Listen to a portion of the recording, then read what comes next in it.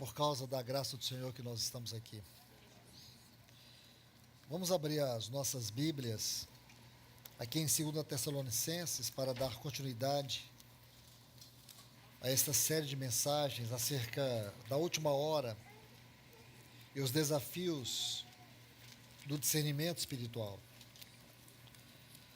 Vamos ler o capítulo 2 e os versículos 6 a 10.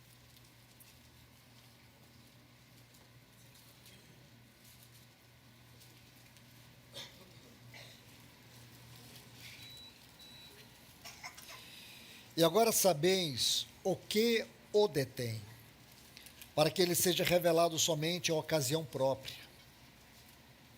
Com efeito, o mistério da iniquidade já opera, e aguarda somente que seja afastado aquele que agora o detém. Então será de fato revelado o iníquo, a quem o Senhor Jesus matará com o sopro de sua boca, e o destruirá pela manifestação de sua vinda. Ora, o aparecimento do iníquo é segundo a eficácia de Satanás, com todo poder e sinais e prodígios da mentira, e com todo engano de injustiça aos que perecem, porque não acolheram o amor da verdade para serem salvos. Vamos orar.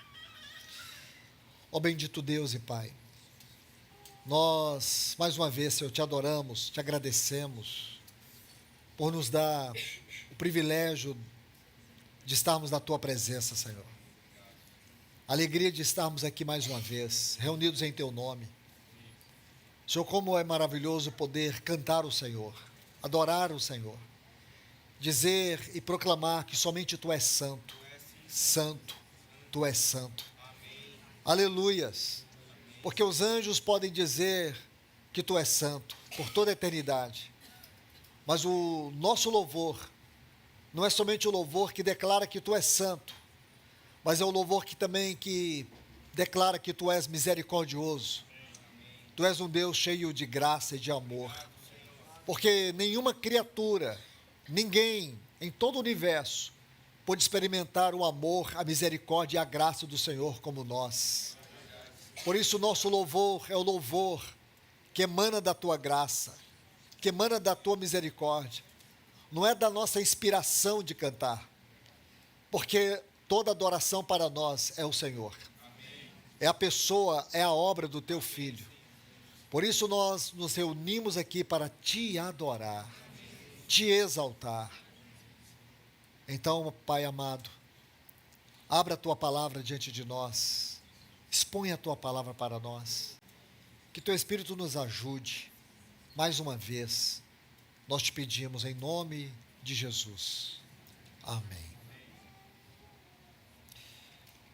Pois bem, meus amados em Cristo, nós vamos dar um passo a mais na leitura desses textos aqui, de 2 Tessalonicenses. Nós iniciamos desde o versículo 1, onde vimos aquilo que podemos dizer, o ponto central, mais elevado, da definição daquilo que é a reunião do povo de Deus. E Paulo não colocou esse texto aqui de forma aleatória. Havia uma didática, não de Paulo, mas uma didática que foi baseada na inspiração divina da Bíblia. Isso é muito importante para nós, porque isso corrige em nós toda a forma de leitura literária, secularizada, humanizada, antropocêntrica. Uma leitura baseada em conhecimento e não em revelação. Então, meus irmãos e irmãs, Paulo nos diz aqui que a nossa reunião nesta manhã, ela tem um profundo significado espiritual, porque ela tem que ser um reflexo daquela maravilhosa reunião que ocorrerá na vinda do nosso Senhor, em que os salvos em Cristo serão arrebatados e se encontrarão com aqueles que já dormiram no Senhor. E depois desse maravilhoso encontro, partiremos para o maior de todos os encontros, nós nos encontraremos com o nosso Senhor Jesus. Paulo chama isso aqui de uma epsunagogue, que é a palavra que eu disse para vocês, que é uma palavra que ocorre 2 vezes em toda a Bíblia. A primeira vez ocorre aqui, a segunda vez em Hebreus capítulo 10, versículo 25. Não deixemos de congregar. Aqui ele diz, de maneira muito clara, quanto à vinda do nosso Senhor Jesus Cristo e a nossa reunião, o nosso congregar com Ele. Isso é muito importante. Esse congregar com o Senhor, nos ares, naquela era vindoura, precisa ter um reflexo aqui. Precisa ter uma realidade aqui.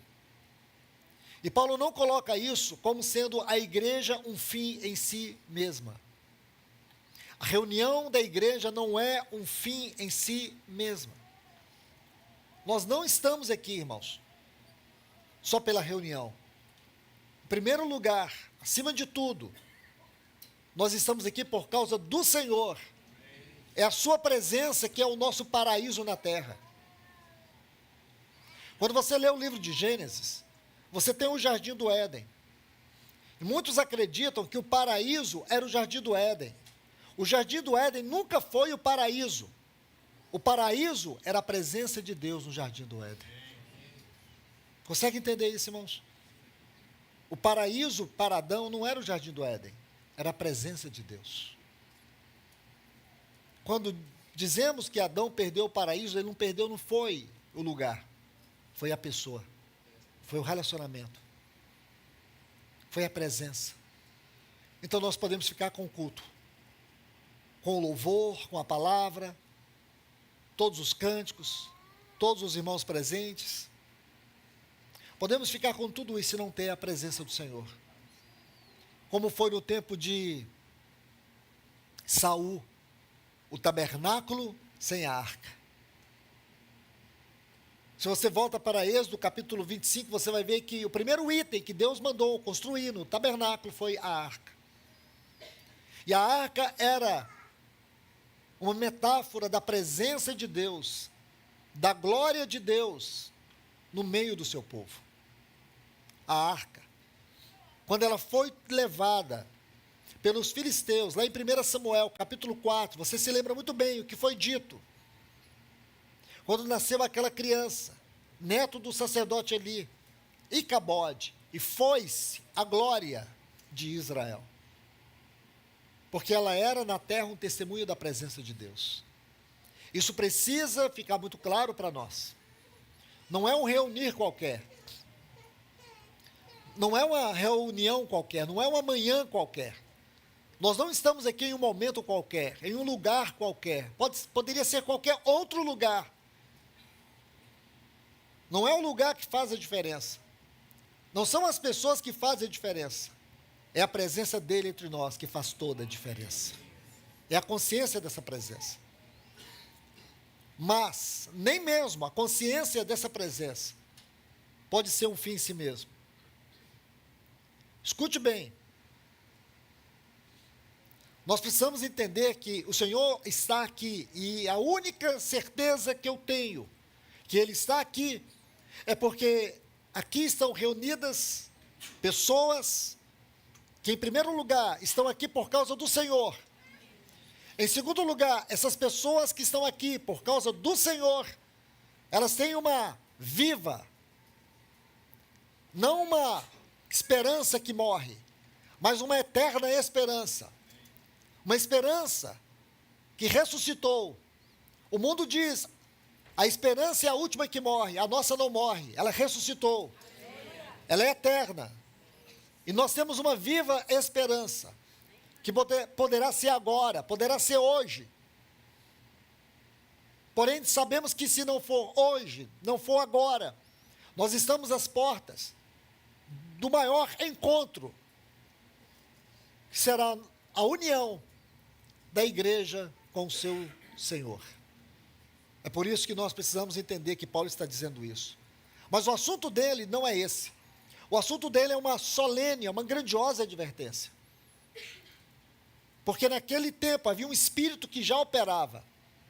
Esse espírito era detido por um poder. Este é um ponto que muitos têm examinado. Alguns têm dado as suas impressões. Alguns têm procurado dar interpretações. Porém, eu não farei. E por que não farei? Porque não existe base para interpretar. Existe base para deduzir. Eu posso dar minha dedução. Porque se você for buscar, você vai buscar, e como muitos gostam, eles gostam de torcer a Bíblia. Não sai nada. Aí eles torcem. Aí eles sacodem, não sai nada, mas aí fala, vou dar minha impressão aqui. Então eu não faço isso. Mas se você for observar, olha o que Paulo diz. E agora sabeis o que o detém, para que ele seja revelado somente, ele está falando de uma pessoa, ele seja revelado somente em ocasião própria. O anticristo vai ser revelado no tempo de Deus.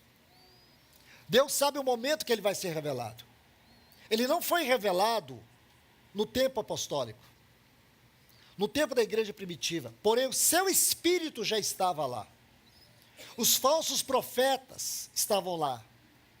Aqueles que se colocaram como mensageiros de Deus, buscando dar credibilidade em suas mensagens, usando o nome de Cristo, estavam lá. Porém não a pessoa.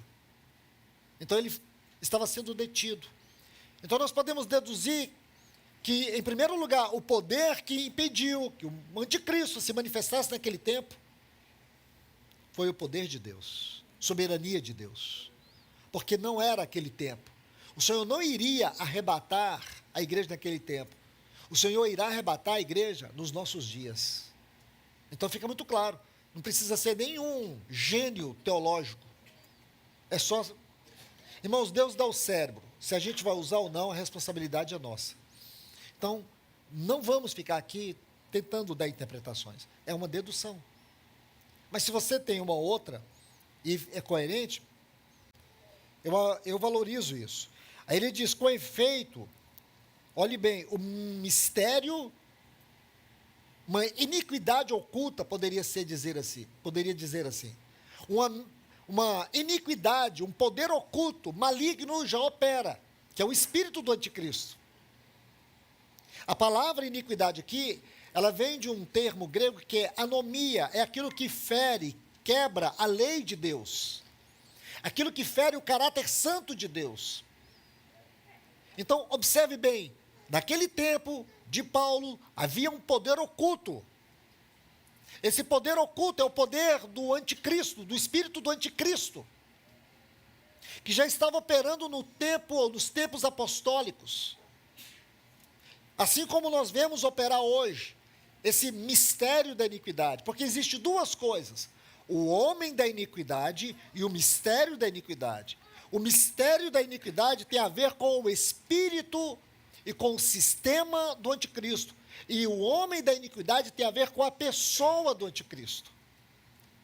Então observe, se nós queremos estudar a doutrina, o ensino acerca do anticristo, temos que ver que há três pilares aqui: o espírito, o sistema e a pessoa. Isso é muito importante. Isso é urgente. Porque todos nós, por causa de Cristo, inevitavelmente, estamos inseridos num tempo onde todo o sistema, aquilo que Paulo chama em Efésios capítulo 6, versículo 12, quando ele fala que nossa luta não é contra carne e sangue, é contra principados, é contra potestades, aí ele vai dizer, é contra os dominadores deste mundo tenebroso. Essa palavra é cosmocratos, cosmos, de arranjo, que fala do sistema do mundo, kratos, de cracia, de poder, todo o poder que opera em toda forma de sistema do mundo. Meus irmãos e irmãs, olhe para a palavra de Deus. Isso está muito claro para nós. Existe um poder oculto que opera sobre toda a forma de sistema do mundo. Por mais que esse sistema seja útil, por mais que esse sistema facilite a nossa vida, nós não podemos ignorar que por detrás desse sistema existe um poder oculto. No tempo de Paulo, ele tinha uma face. Nos nossos dias tem outra face. Essa face se atualiza, moderniza. Irmãos, irmãs, olhe para todos esses textos. O espírito do anticristo. E Paulo vai dizer que o espírito do anticristo já está operando. Abra sua Bíblia em 1 João, capítulo 4, versículo 3. Porque aqui nós vamos buscar fazer uma distinção entre o espírito e o sistema do anticristo.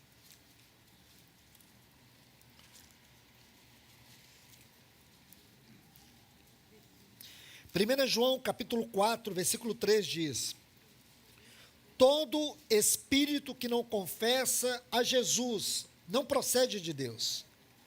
Esse é o espírito do anticristo, a respeito do qual tendes ouvido que vem, e agora ele vem. Quem vem? O anticristo. Aí ele diz, e agora já está no mundo. Já está no mundo, porém vem. O que estava no mundo no tempo dos apóstolos? O Espírito. O anticristo, ainda não, porque é o poder soberano de Deus. E se você disser para mim assim, irmão, mas será que esse poder soberano de Deus, numa interpretação prática, não poderia ser os apóstolos? Eu concordo com você. Pode ser. Que o ministério apostólico, o ministério da palavra, o ministério profético, conduzido pelo poder do Espírito Santo na vida dos apóstolos, é que impedia que a igreja fosse levada, conduzida por esses enganos, por essas mentiras. Porque o único propósito do engano e da mentira, no sentido espiritual da palavra, é conduzir a igreja à apostasia. Está aqui no texto de 2 Tessalonicenses. Que ele não vai aparecer antes que venha a apostasia. E é interessante que muitas pessoas usam esse termo apostasia para poder dizer que fala de um resgate. A palavra aqui é apisteme. Se você buscar a palavra fé em grego, é pisteme.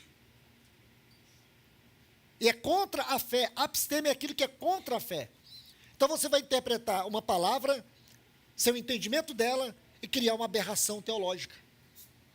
Então vamos ser bem coerentes.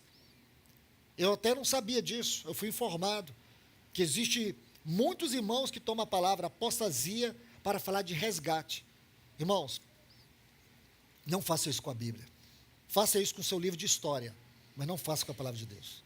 Interprete o que você quiser de qualquer forma, mas nunca a palavra de Deus. Eu não estou dizendo que eu tenho a última palavra. Eu estou dizendo que a palavra de Deus, ela por si só é a palavra. Ela se autoexplica. Ela é autointerpretativa. A Bíblia explica, a própria Bíblia, não sou eu, é ela. O que nós fazemos é trazer luz àquilo que está aqui. A palavra apostasia aqui não fala de resgate, não fala de tirar.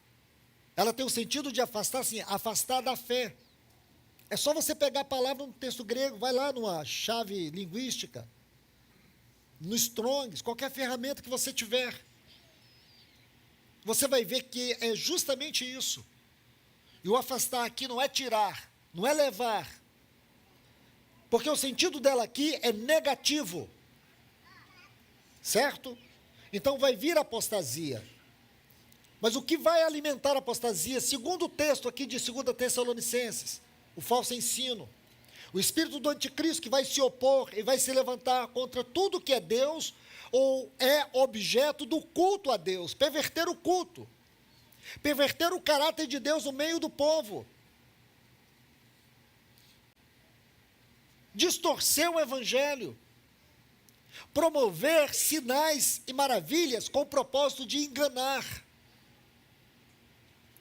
Então, esse ministério, o ministério do engano, que é muito popular nos nossos dias, vamos ler um texto. 1 Timóteo, poucas páginas à frente aí.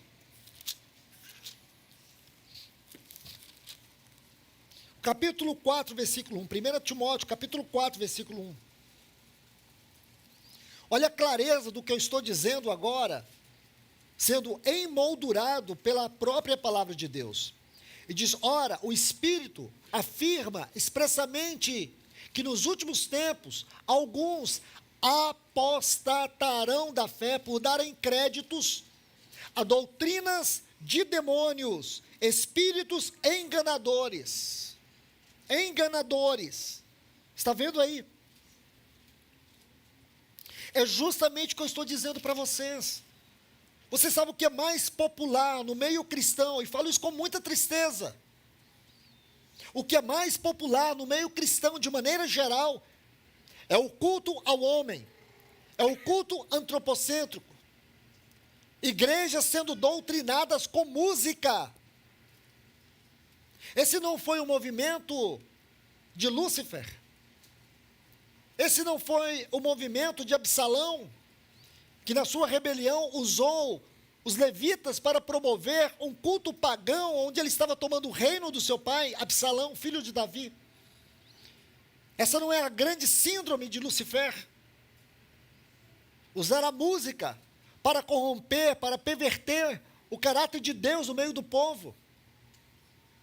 Não é o culto de hoje, onde Cristo não é cantado, seus atributos não são adorados, sua pessoa, sua obra salvífica não é evidenciada na adoração, é o nosso sentir, é o nosso prazer. É isso que o espírito do anticristo está fazendo. Mas não é só a perversão do culto, é a perversão da doutrina. Falamos isso ontem, da sã doutrina. Porque as pessoas não querem mais ouvir a sã doutrina. A doutrina que tem um padrão que deriva do ministério de Cristo. Aquilo que os apóstolos pregaram, a palavra viva, que pastoreou a igreja primitiva. É isso que o inimigo, por meio desse espírito satânico do anticristo, está promovendo hoje no meio do povo de Deus.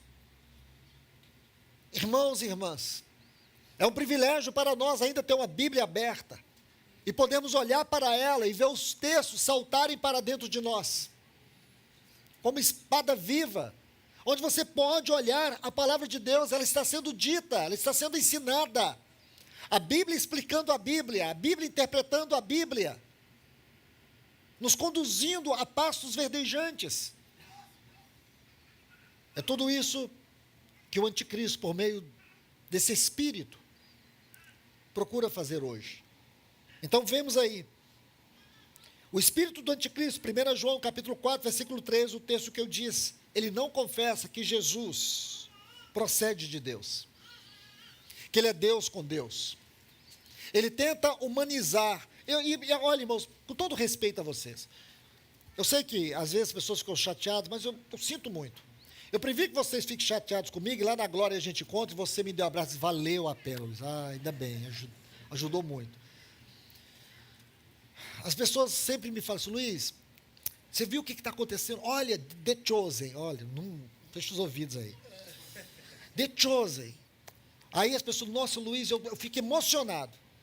E uma pessoa me disse que ficou muito emocionada. E que toda vez que via The Chosen, chorava. Eu falei, quando você lê os evangelhos, você chora? Não, é diferente, né, Luiz? É diferente. A palavra inspirada não tem valor algum. Mas um filme que tem o único propósito de ganhar bilhões de dinheiro, tem valor para as pessoas. Esse filme que humaniza o Senhor, reduz o Senhor, que distorce o Senhor, que mostra que aquele lá, ele não tem condições de ser Deus. O Cristo da Bíblia, para mim, o Senhor Jesus revelado na Bíblia, ele é inigualável. Você não consegue olhar para cima, para baixo, para qualquer lugar e encontrar a imagem dele em alguém, a não ser aquela que é formada pelo Espírito Santo no nosso interior. Cristo sendo formado em nós. Aquele ali, ele não forma ninguém. Você fica atraído pela beleza do personagem. Uma beleza física. O nosso Senhor, o que nos atrai é que ele foi esmagado por nós. Ele foi moído pelas nossas iniquidades. A sua vida não era aquele tipo de vida. A sua maneira de falar não era aquela maneira de falar. Quando os soldados foram prendê-lo, eles caíram por terra. Quando ele dizia, sou eu.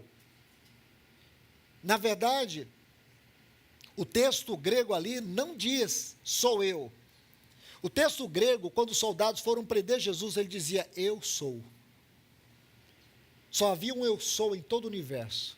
Aquele que Moisés se encontrou lá na sarça. Quando ele dizia, eu sou o que sou. Quando ele dizia, eu sou, soldados caíram. Ele disse, ninguém toma a minha vida, eu a dou.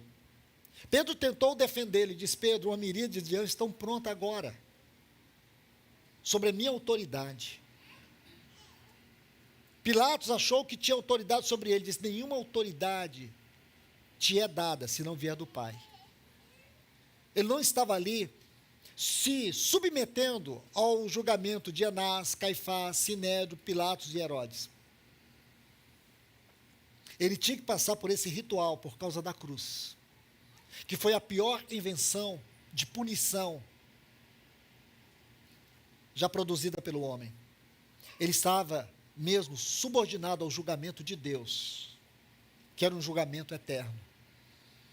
Irmãos, mas eu digo para vocês, sem sombra de dúvida, e falo com amor no meu coração, esse tipo de coisa que as pessoas cultuam dentro de casa, tem um poder terrível e maligno, imperceptível. É o mistério da iniquidade que a gente cultua, e você distorce. O que me impede de ver essas coisas, é a maneira como eu leio a palavra de Deus, é como eu leio os evangelhos, é como eu vejo Cristo nos evangelhos, é que eu não dou conta de ver.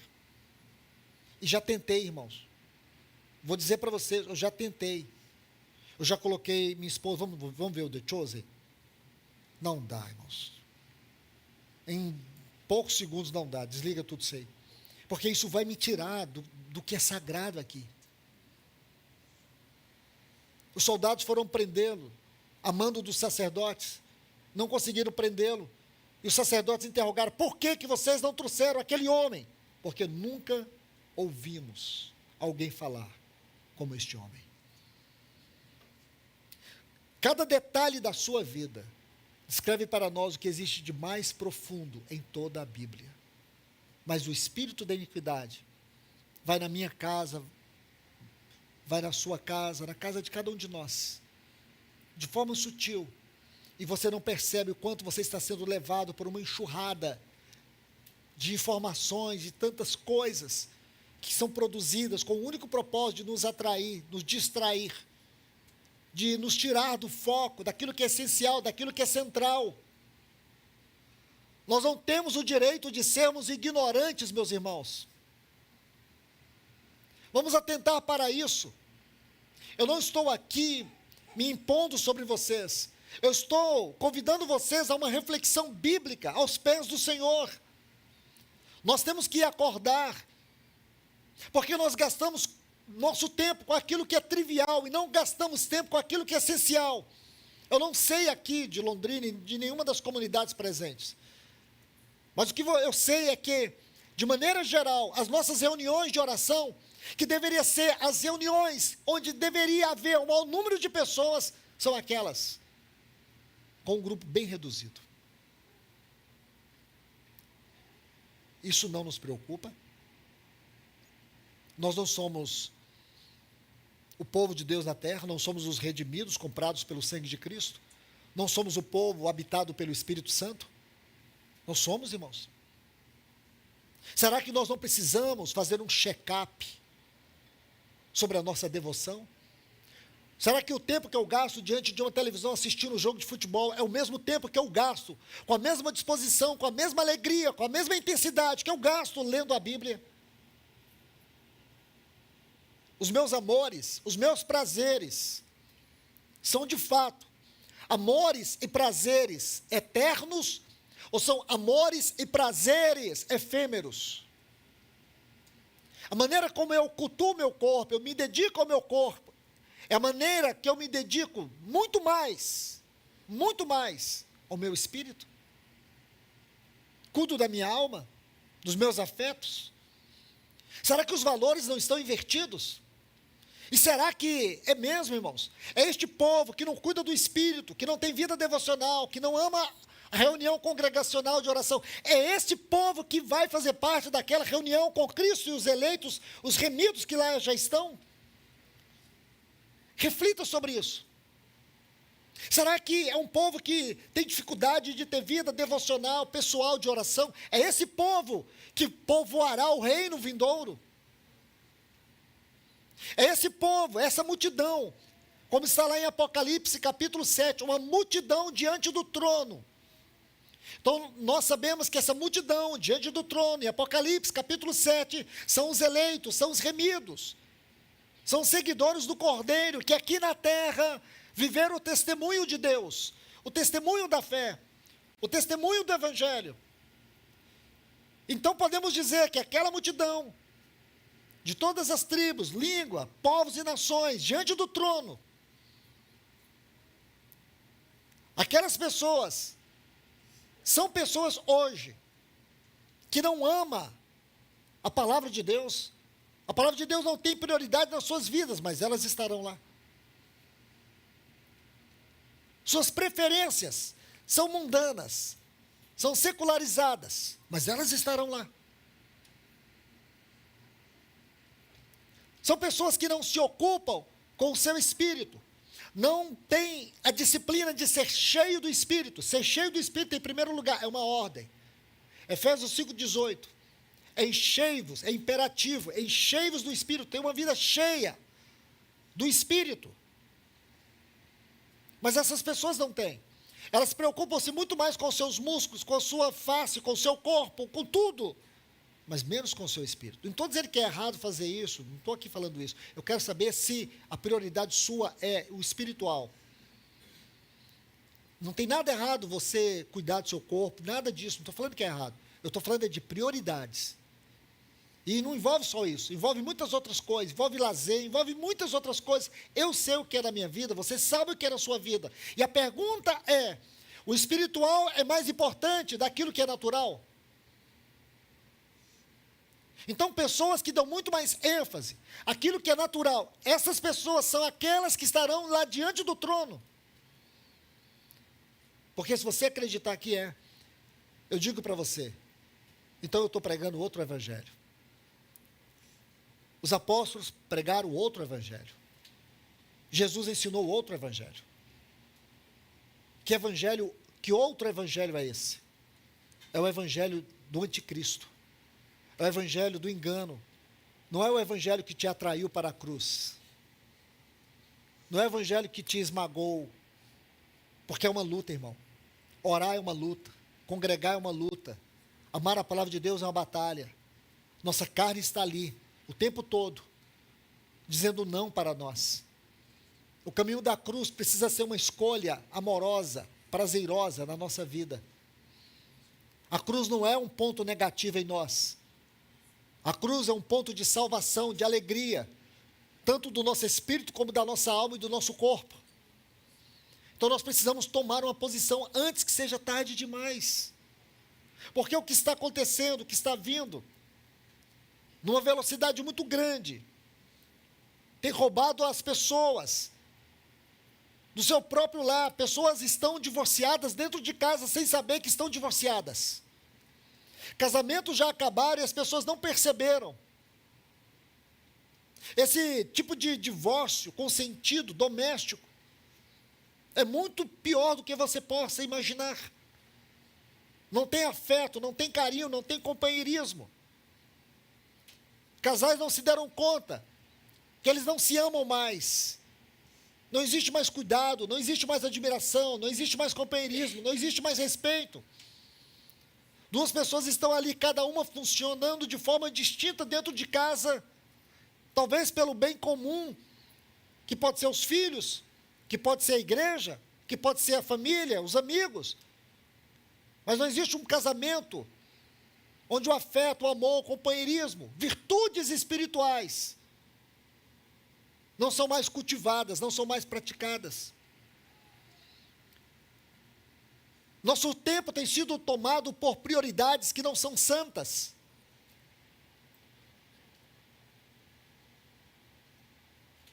Amados irmãos e irmãs, nós precisamos de um socorro nesse tempo. Porque talvez seja por essas questões citadas aqui, é que nós ainda não conseguimos tocar a realidade mais elevada da nossa vida de igreja.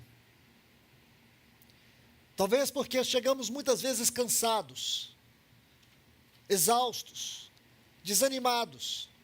Não temos percebido o quanto o inimigo tem roubado o melhor de Deus na nossa vida. Eu tenho um exemplo para dar para vocês. Quero convidá-los, por favor. Abra comigo sua Bíblia, em Êxodo capítulo 6, os versículos 9 a 12.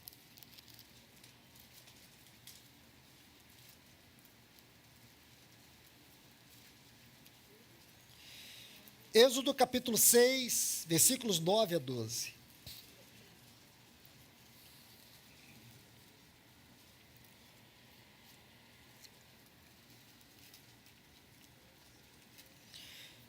Desse modo falou Moisés aos filhos de Israel. Aqui Israel está sendo conduzido por Deus no meio de um caos para que o povo saísse do Egito. Deus vai julgar o Egito. Deus vai julgar Faraó. Tipologicamente falando, o Egito é uma figura do mundo hoje. Faraó é uma figura de uma potestade espiritual. O anticristo é uma potestade espiritual. O espírito do anticristo é uma potestade espiritual. O sistema do anticristo é uma potestade espiritual. Então tudo isso se resume em Faraó. Então agora Deus está chamando o seu povo. Antes de Deus conduzir o seu povo para sair do Egito, Deus chama. Algo muito forte que eu tenho percebido no meu espírito e na vida de muitos irmãos. Nesse tempo, Deus está nos chamando. Porque antes de Deus tirar o povo do Egito, Deus teve que libertar o povo no Egito. Antes de Deus libertar o povo do Egito, Ele libertou o povo no Egito. Porque o povo estava oprimido, escravizado, debaixo de cargas pesadas, que impedia eles de ouvir a voz de Deus, de entender o plano de Deus e de seguir a direção de Deus. Assim também nós, todos nós, eu, você, todos nós, temos as nossas prisões nesse mundo, e digo de maneira natural. Aquilo que Paulo diz, todas as coisas são lícitas.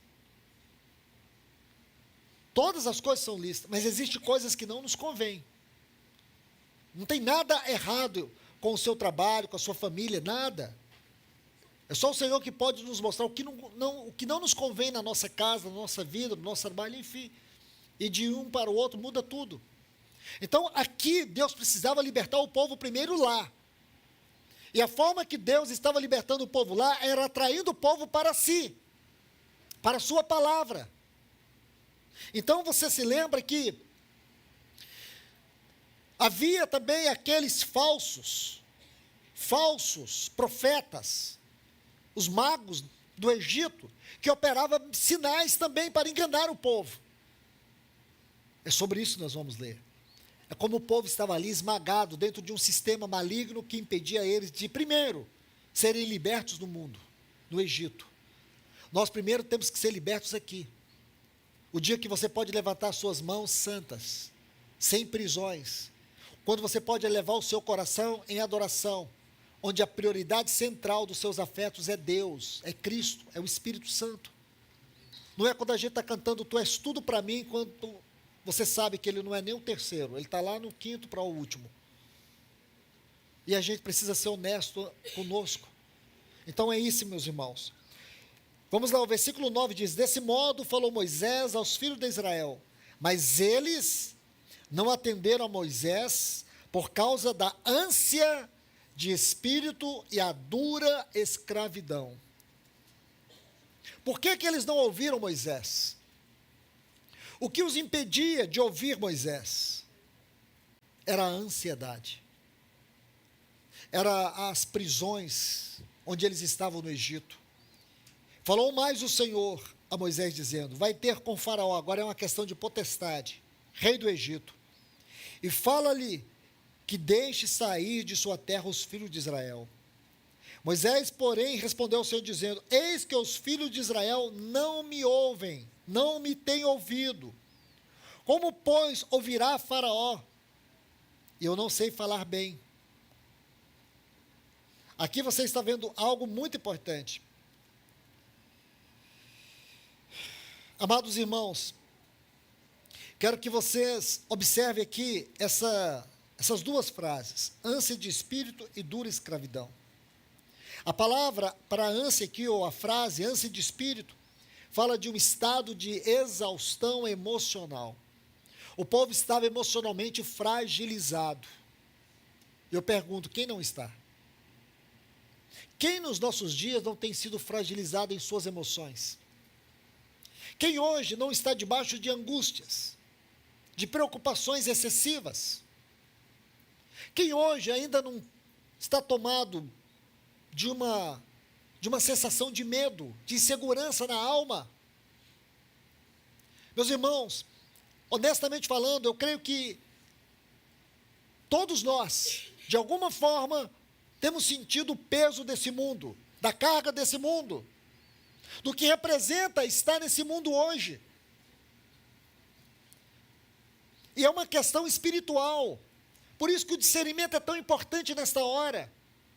Você perceber como situações chegam na sua porta, do dia para a noite. Eu me lembro que há poucos dias eu visitei um casal e eles estavam falando da vida deles, dos filhos deles. Irmãos, que coisa linda. E eles contando ali, de maneira muito natural, o que o Senhor tinha feito com eles, com os filhos, como os filhos estavam bem, como os netinhos. Então eles estavam assim, vivendo o céu na terra. E aquela conversa tão gostosa. Passaram-se alguns meses. Eu fui ver uma reportagem que falava da família dele. Questão do dia para a noite. Me lembrei de Jó. Do dia para a noite. A casa deles foi devastada com um furacão. Uma situação extremamente desagradável. Hoje eu ainda dizer para um irmão: eu preciso falar com ele, mas eu não sei nem como. Eu estou igual os amigos de Jó. Eu não tenho palavra. Como chegar até ele? Como? E a gente fica nessa pergunta, como? Por quê? Porque a gente tem dificuldade de entender o para quê. Esse para quê é difícil de entender. Porque não é um porquê, é um para quê. E aí só Deus entra. Assim é com a nossa vida, ou não é? Ou não é? Amargura, tristeza profunda. E a gente vem para a reunião da igreja, encontra aqui um oásis, mas lá dentro tem um espírito esmagado. É isso que está acontecendo e foi isso que aconteceu. Mas existe algo que nós temos que entender. Isso é libertador, meus irmãos. Pode ser que as situações não mudem. Pode ser que outras novas, piores, surjam. Mas não perca o Senhor de vista. Porque a sua resposta não está no final das coisas. A sua resposta está em Deus. Talvez as coisas não vão se resolver, mas Ele é soberano, Ele sabe de tudo. E tudo coopera para o bem do propósito dEle na sua vida. Ele não está usando todas as coisas para te destruir. Ele não faz isso. Mas sabemos que aqui neste mundo nós teremos aflições. Foi o nosso Senhor que disse. Porque Satanás usa esses caminhos para poder fazer o que conosco? Nos desanimar. Deixe-me colocar um ponto. E aqui eu preciso correr. Porque nós sabemos que o inimigo, o nosso inimigo, ele está pelejando para destruir os santos. Abra sua Bíblia em Apocalipse capítulo 13. Vamos colocar mais um capítulo dentro desse capítulo. Porque é algo que está acontecendo agora. E você precisa ver isso com muito cuidado. Quando nós estudamos essa teologia da doutrina do anticristo, nós vamos ver que ele tem duas grandes armas. Uma delas está ligada a esse fato que eu acabei de citar, que é a angústia da alma. São as aflições. Apocalipse capítulo 13.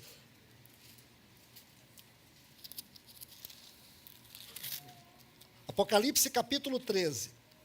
Vamos começar aí a partir do versículo 6. Nós estudamos um pouco desse capítulo, mas a gente vai ver mais uma porção pequena aqui ainda. Abriu a sua boca em blasfêmia contra Deus, para blasfemar o seu nome e o seu tabernáculo, os que habitam no céu. Foi-lhe dado que fizesse guerra aos santos e que os vencesse. Esse é um ponto nevrálgico.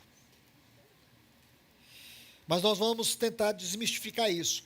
Mas primeiro, antes de desmistificar, vamos colocar mais conteúdo aqui dentro. Daniel capítulo 7, lembre-se, vocês que estavam ontem. Apocalipse 13 é o lado explicativo de Daniel capítulo 7. Então, as profecias de Daniel capítulo 7, elas parcialmente já se cumpriram. Agora, Apocalipse 13 vai mostrar o outro lado, que ainda falta para cumprir. E é esta a interpretação de Apocalipse 13. Por isso eu estou recorrendo a Daniel capítulo 7. Vamos lá. Olha o versículo, Daniel 7, 21. E eu olhava, eis que esse chifre, lembra que eu falei dos 10 chifres? E depois do pequeno chifre, que teologicamente muitos interpretam como sendo o anticristo, eu também vejo assim. Este chifre, que é o que sobressaiu, fazia guerra contra os santos e prevalecia contra eles. Ok, então temos dois textos que diz que o anticristo vai lutar contra nós e que vai prevalecer.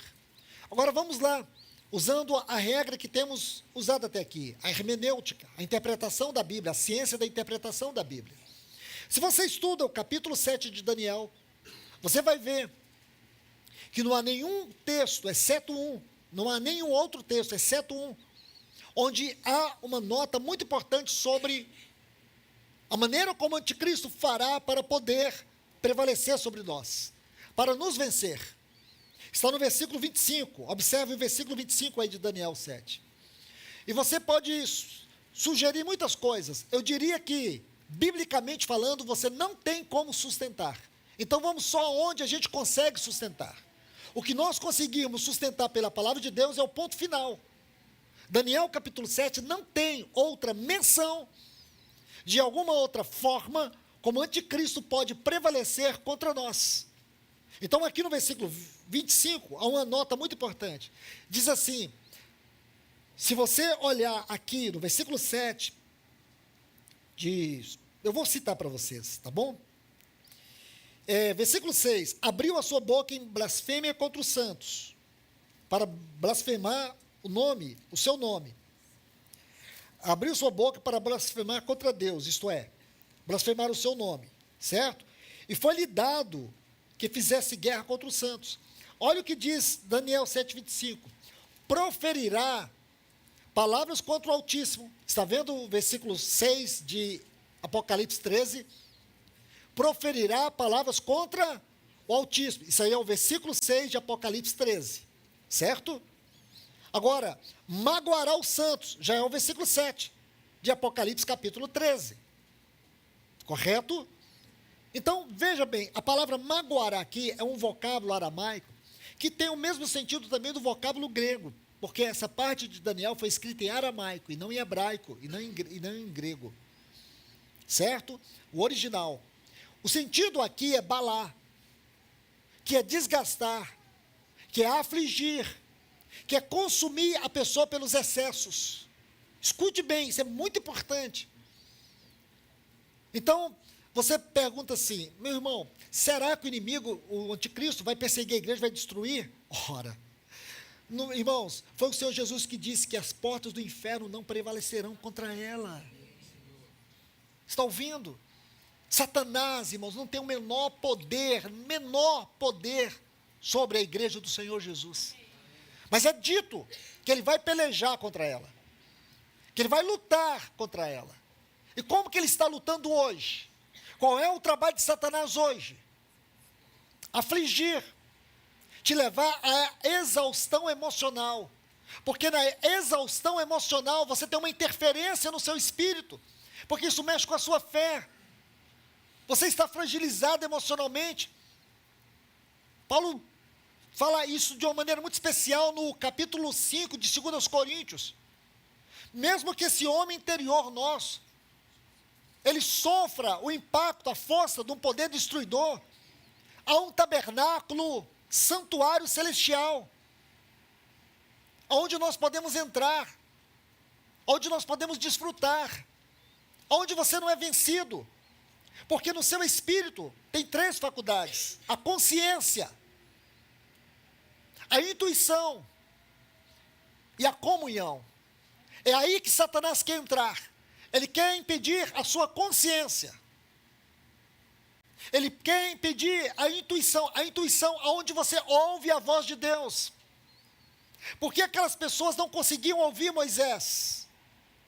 As boas novas de Moisés é: o Senhor proveu libertação para vocês. O Senhor vos tirará do domínio de Faraó. O Senhor os levará com suas potentes mãos, para que nós possamos celebrar a Ele no deserto. O Senhor nos tirará da escravidão do Egito. Estas eram as boas novas, mas o povo não tinha força para ouvir. Muitos hoje não conseguem ouvir, não conseguem entender que a presença de Deus é real no meio do seu povo. Que essa palavra vai te libertar, vai te curar, vai te tornar um cristão maduro. Mesmo em meio às provas, às lutas, às dores, você vai viver uma vida de alegria e triunfo em Cristo Jesus. Isso vai te fortalecer. Mesmo com todas as adversidades que já estão e as que virão, você não vai se acovardar, você não vai se amedrontar. Você não terá medo do espírito, nem do sistema, e nem da pessoa do anticristo. Porque no livro de Apocalipse só tem um que venceu: o leão da tribo de Judá. Ele é o nosso cabeça. Ele é o nosso Senhor. Ele é o nosso Salvador. Então, amados irmãos e irmãs, aqui está uma prova cabal, como Ele poderá nos vencer e prevalecer sobre nós, por meio da angústia de espírito, da ânsia de espírito, descrito no versículo 9 de Êxodo, capítulo 6. Aqui Ele poderá ter um êxodo. Irmãos, que nesta manhã nós possamos fechar todas as portas da nossa alma na cara de Satanás. Deixa a palavra de Deus penetrar. Essa palavra é viva, é eficaz, ela é cortante, ela é penetrante, e ela vai até as profundezas do nosso ser e divide a alma do espírito e revela todas as proposições do nosso coração. Então, observe. Aí você diz: nossa, irmão, é assustador Daniel capítulo 21. É assustador Daniel versículo 21. É assustador Daniel versículo 25. É mesmo, irmão? Então vamos continuar lendo Daniel. Veja o versículo 18. Olha o que diz sobre os santos. Só existe uma menção que ele vai lutar contra nós e vai buscar prevalecer sobre nós. E há 2 maneiras do espírito do anticristo prevalecer sobre nós: nos levando à apostasia, ou produzindo em nós angústia, aflição, ou ânsia de alma. Ansiedade. Ansiedade, irmãos, é a doença do século. Ansiedade é a doença do século. Não existe um povo nesse mundo mais ansioso do que o brasileiro. Mas eu quero te falar, irmãos, isso não pode nos escravizar. A ansiedade não pode nos escravizar. Para de viver no amanhã, passe a viver na eternidade. Está entendendo? Pare de ficar fazendo perguntas que você não responde. Jesus é a resposta para tudo que você precisa. Ele é a fonte inesgotável de tudo que você necessita. Você pode não ter a resposta de todas as suas perguntas, mas você terá Cristo. Então veja, olha o versículo 18. Mas os santos do Altíssimo receberão o reino e o possuirão para todo sempre, de eternidade a eternidade. Olha o versículo 22. Então, quando ele está falando ali que ele vai lutar contra nós, tentar prevalecer, e diz assim, lembra? O versículo 21 diz assim, eis que este chifre fazia guerra contra os santos e prevalecia contra eles. Agora, olha o versículo 22, até. Ele vai tentar prevalecer contra nós até que o ancião de dias fez justiça aos santos do Altíssimo, e veio o tempo em que os santos possuirão o reino.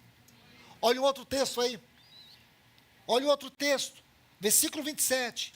O reino e o domínio e a majestade dos reinos debaixo de todo o céu serão dados ao povo do santo do Altíssimo.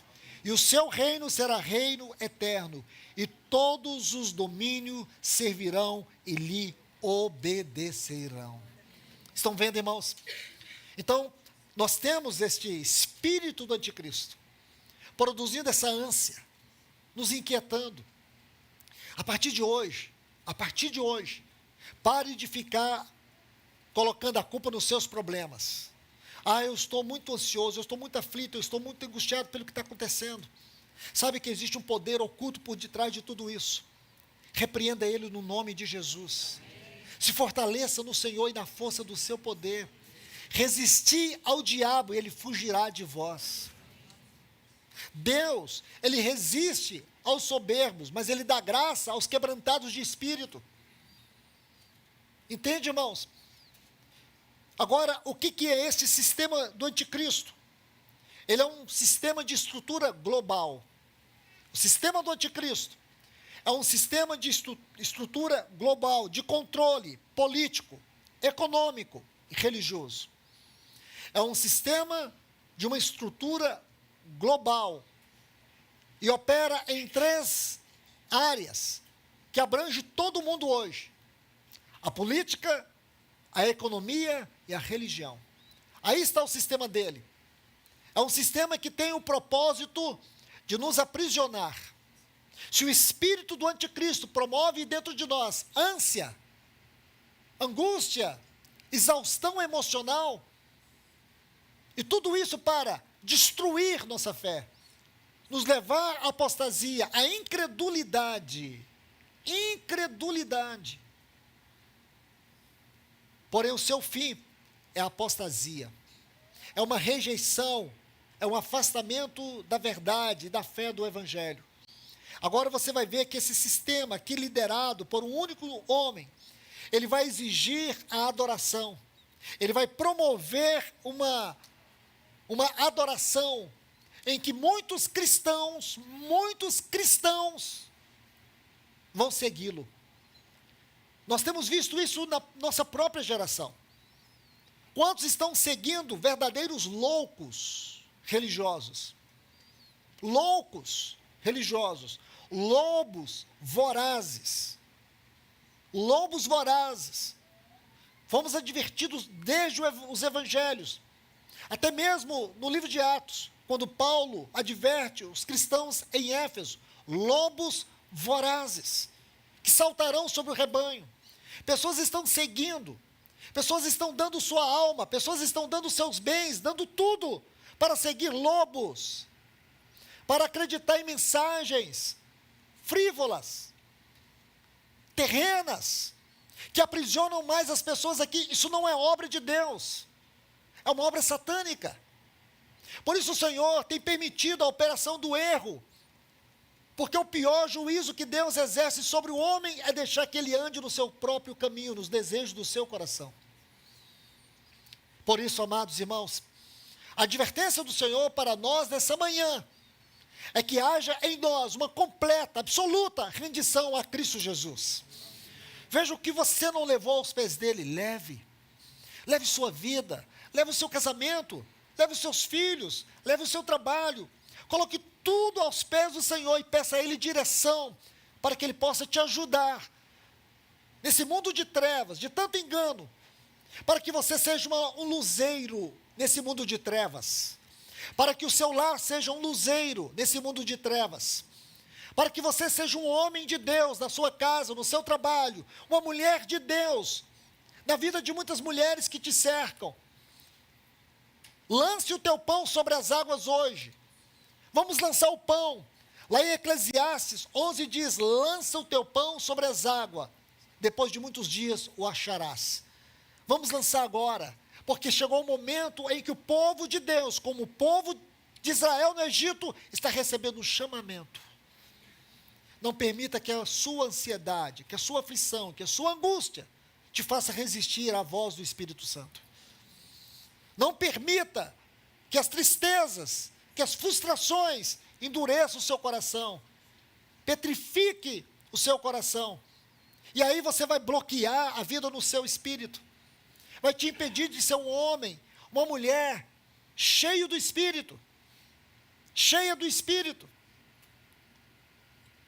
Amados irmãos, esse momento que nós estamos vivendo é um momento sério. Então, temos que lutar contra o espírito e o sistema do anticristo, que procura nos limitar, que procura nos fragilizar, que procura nos derrotar, que procura produzir em nós um caráter incrédulo. Que o Senhor, nesta manhã, Ele realiza um grande milagre nas nossas vidas. Que o Senhor comece a quebrar cadeias internas em nossa mente.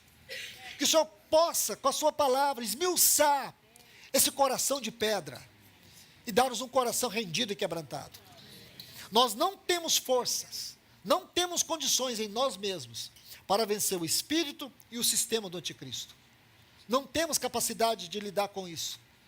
Por isso a necessidade é que nós possamos ter o agir pleno do Senhor na nossa vida, para que o Senhor possa visitar cada um de nós nesse lugar, abrir os nossos olhos, iluminar o entendimento do nosso coração, nos dar discernimento espiritual, para vivermos aqui de uma maneira saudável, do ponto de vista espiritual e do ponto de vista emocional.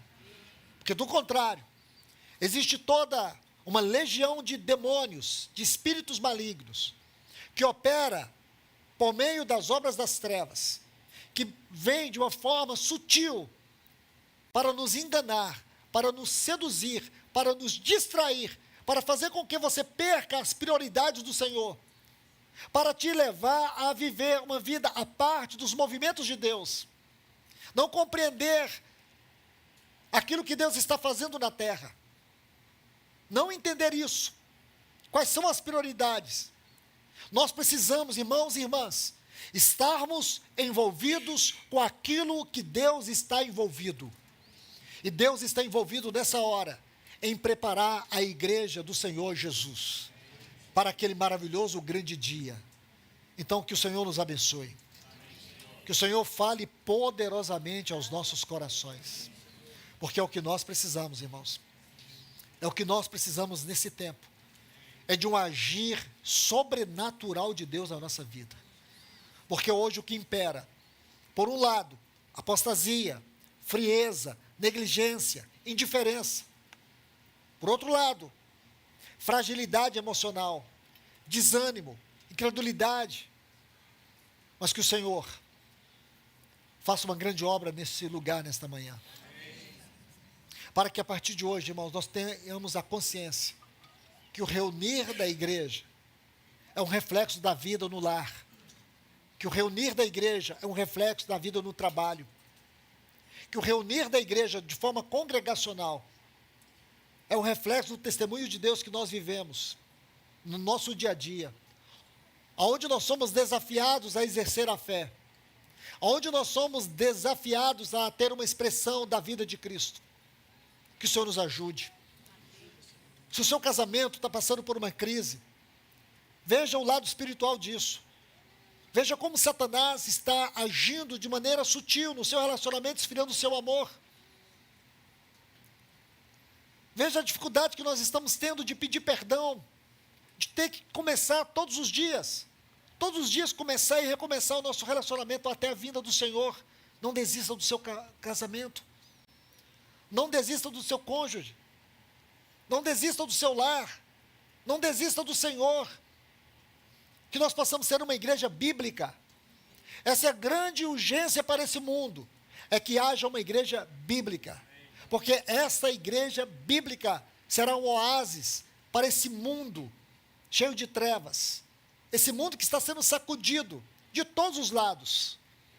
Mas o mundo poderá olhar e ver que à margem de um cristianismo profano, de uma igreja profana, de uma igreja anticristo, de um evangelho diluído, pervertido, uma igreja antropocêntrica, há um povo que vive o caminho da cruz, há um povo que batalha pela fé que uma vez por todas foi dada aos santos, há um povo que batalha para apressar a volta do Senhor Jesus, há um povo que é celestial, há um povo que já está vivendo o prelúdio da volta do Senhor Jesus, há um povo que verdadeiramente o ama. Que nós sejamos, irmãos, esse povo, essa igreja bíblica. Que Deus os abençoe. Vamos orar. Amado Deus, querido Pai, é no nome de Jesus, o Teu Filho, Senhor, que nós entregamos aqui as nossas vidas. Senhor, nós não temos condições suficientes em nós mesmos e por nós mesmos de vencer nesses dias. Senhor, nós nos sentimos tão pequenos diante dos desafios da vida. Esses desafios que são produzidos pelo Espírito e pelo sistema do anticristo, que tenta nos levar para a apostasia, que tenta afligir a nossa alma, que tenta nos manter no cativeiro mundano, ou no cativeiro desse mundo. Senhor, que o nosso coração se quebrante pelo poder libertador da Tua palavra. Senhor, nos ajude, corrija os nossos caminhos, Senhor, corrija a nossa vida, como homens, como mulheres, como esposos, esposas, pais, corrija. Senhor, nós não estamos prontos o suficiente, Senhor, precisamos ser uma voz profética na nossa casa, precisamos ser um testemunho profético, Senhor, aonde trabalhamos, aonde vivemos, aonde moramos, no meio dos nossos familiares. Senhor, nós precisamos ser como aquela geração nos dias de Noé, a geração de Enoque, a geração daqueles que andam com o Senhor, porque somente aqueles que andam com o Senhor são aqueles que serão transladados.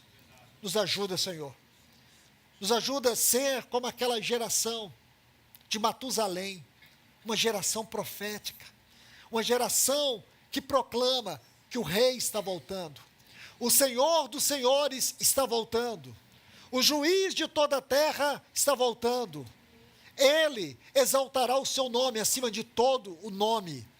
Ele terá um povo especial para si, um povo zeloso de boas obras.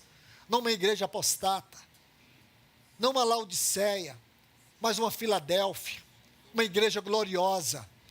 Ó Senhor, nós precisamos da Tua ajuda. Não permita que essa palavra morra dentro de nós, mas que ela seja vida em cada um, que ela possa glorificar o Teu nome, que ela possa exaltar em nós a gloriosa obra de Cristo, possa agir o Senhor nesse momento em cada coração, em cada vida, só o Senhor para poder iluminar a nossa mente com a Tua palavra. Nós te pedimos em nome de Jesus. Amém.